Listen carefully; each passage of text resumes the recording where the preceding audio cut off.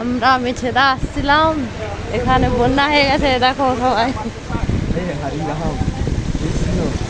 দোকানদানি সব জলে ডুবে গেছে। কি অবস্থা!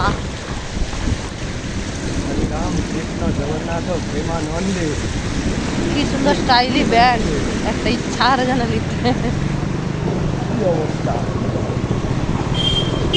আস্তে আস্তে চলো, আস্তে আস্তে।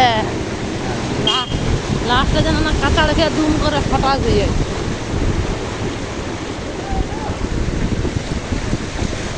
দোকানদানি সব জলে ডুবে গেছে, আমরা শুধু ডুবতে বাকি আছি, কেননা আমরা বাঙালি লোক তো সাঁতার কাটতে জানি।